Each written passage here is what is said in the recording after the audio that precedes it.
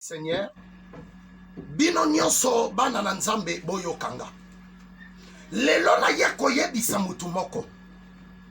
La Bible dit au commencement était la parole. La parole était avec Dieu et la parole était Dieu. Kindoki eza mutu azana masekete. Kindoki ezaka mutu azana mokila na simate. Kindoki ezaka maloba. Renonce batu nyonso baloba ano mabe. Mais bien aimé, kolinga kakopesa nzela te na vie na yo, na vie ya bana na yo, ya mwasi no ya mobali na yo, mutu nyonso yo kotisa liloba. Oyebi na kati ya ba famille na biso, Bible lobi, chacun a pour ennemi des gens de sa propre famille. Maman a boti yo kyo sa pendo kia vie na yo. Papa ya boti yo kyo sa pendo kia vie na yo. Ezon dire na tonga lelo, na yambinde komoko auti mboka ya Brazzaville. Alobi prophète na landa kama video na yo.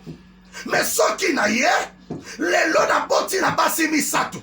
Basi nyonso na obota na bango bakufu akaka. Na ye bite basi bakufu la kani. Na ye kokota na ye mabondeli ya 2 jours. Na ye bisi ye mutu kombo tele zanani. Abeza mama boti ngai.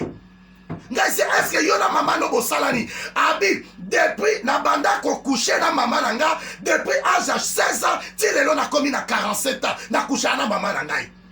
Peut-être okuta na mobalo akusha na mama na ye. Peut-être sokuta pe na mwasi oyo akusha na papa na ye. Peut-être okuta na mobali oyo babala kate. Est-ce que ma sœur mutu nyonso aza mutu okomisa ndeko te?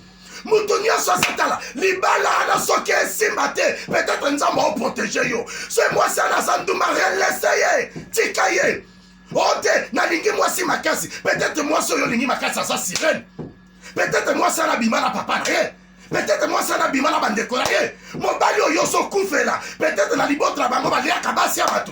Nzambe peut-être on protège yango boma libala wana. À partir ya lelo, avant ça la likambo me bien aimé, il faut consulter Nzambe. Likambo consulter Nzambe te ko sala te. Chacun a pour ennemi des gens de sa propre famille. Et ça la famille botatano, na ba semekino, na ba ningano. Oya lobela koma na babe zongi sera au nom de Jésus. Oyo lobie zongi la yo. Ta bando ki ba yeba na maluba. Bando ki bandima batute. Bando ki ba buda batu. Bando ki ba mona ka bango de baleki. Muto aleki la santé parce que celui qui est à toi est plus fort. Oya sana ya leki bandoki. Il s'appelle l'homme de Galilée. Oko échoué. Oko kweyate. Banguna no ba ko changer langage. Mbulo yo nzambe avoya en pambola yo. Mais avant ça la consulter Nzambe. C'est votre humble serviteur 081 375 27 94. Que le Seigneur Dieu vous bénisse.